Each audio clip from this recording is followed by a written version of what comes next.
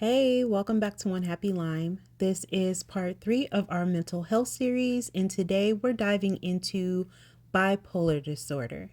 If this is your first time tuning in, make sure you go check out part 1, anxiety, and part 2, depression, after this episode. Both are raw, honest, and real, just like this one. And don't worry, this isn't the end of the conversation. I'll be adding more episodes to this mental health playlist in the future, so stay tuned. Now, out of the 3 topics in the series, bipolar is the one I knew the least about going in. My personal experience, one of ignorance. Not in a mean-spirited way, but in a way so many of us grew up hearing it used as a throwaway insult.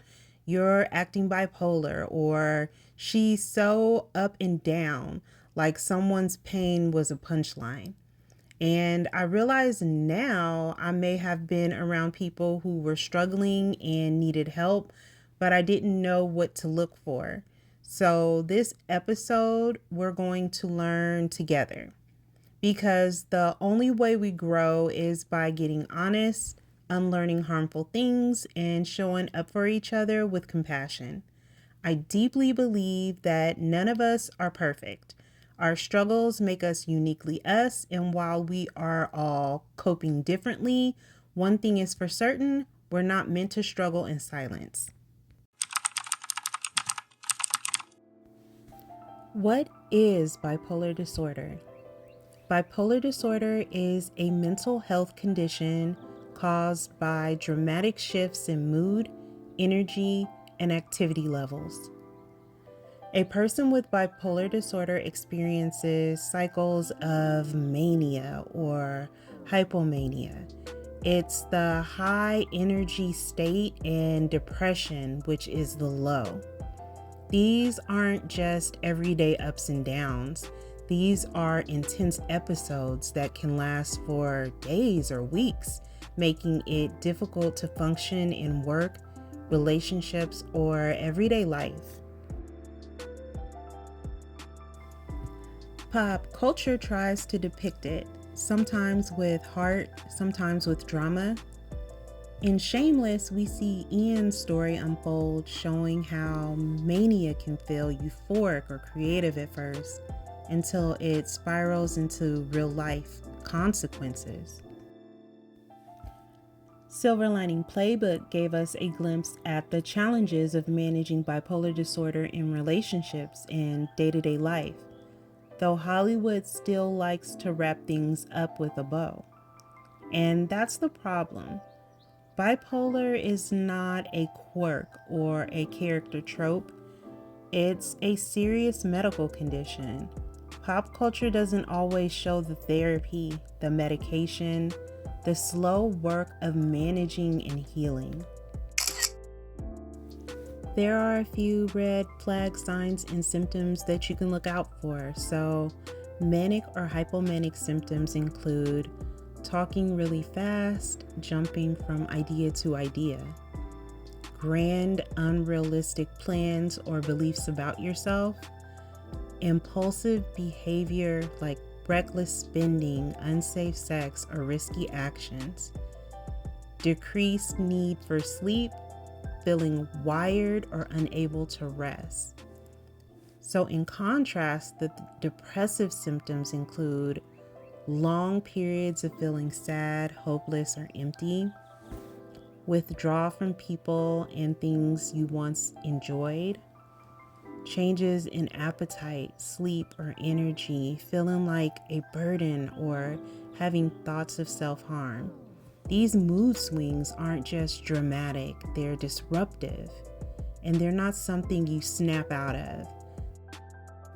They require care, treatment, and understanding.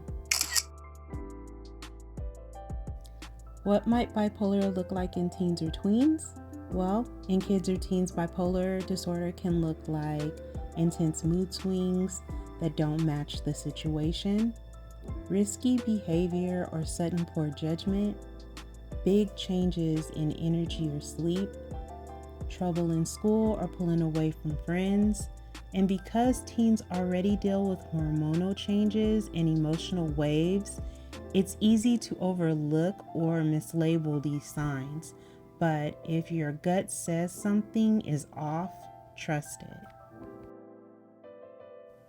So, in adults, especially Black women, we often get mislabeled as angry, emotional, or extra.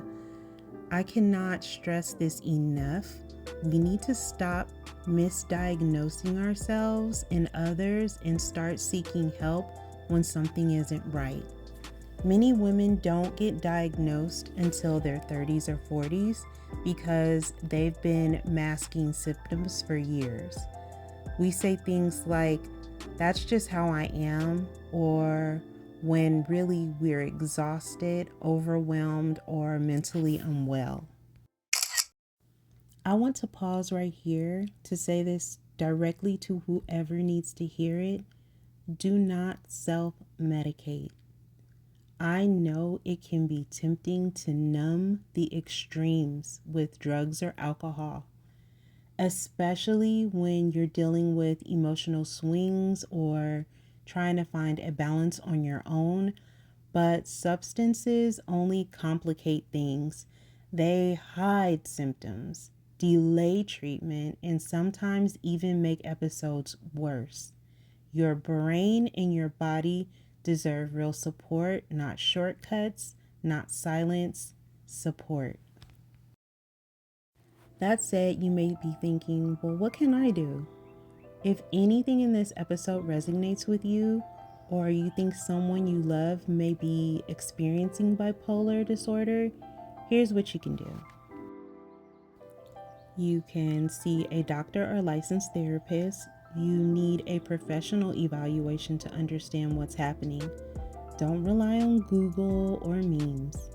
Start tracking your moods. They have free apps. You can use a journal, anything to help you notice the patterns. Create a routine. Regular sleep, movement, and food, it really does help. Get therapy, whether it's talk therapy, CBT, or group therapy. Having a consistent space to process is huge. Ask about medication. For many people, medication is necessary to regulate mood and stabilize their mental health. There's no shame in that. And then lastly, limit alcohol and avoid drugs. They can interfere with treatment and cloud what really is going on inside. You are not alone. This is treatable and there is hope.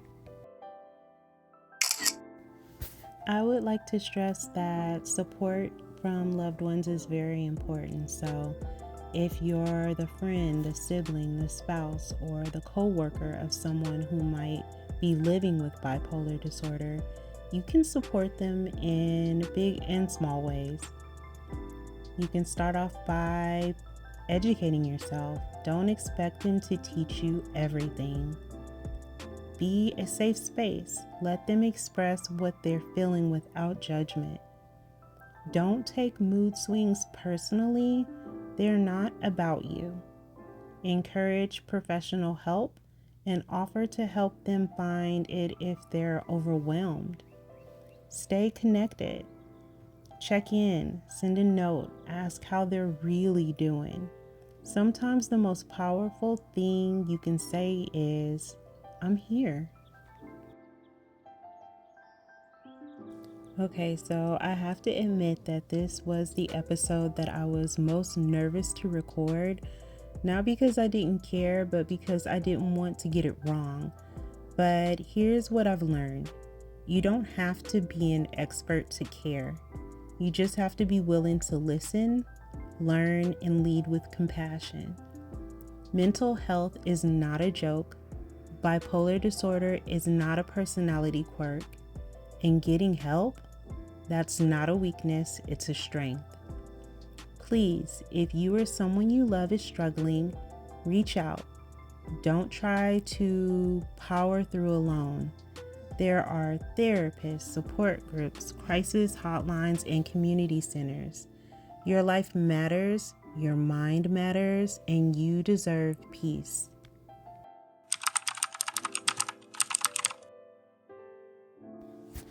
Thank you again for listening to OneHappyLime. This wraps up our 3-part intro series on anxiety, depression, and bipolar disorder. But trust me, there's more to come. Please share this episode with someone who needs to hear it. Subscribe, leave a comment, and let's keep building this space where we can talk. Mental health and wellness go hand in hand. Until next time, take care of your mind, your heart, and your people.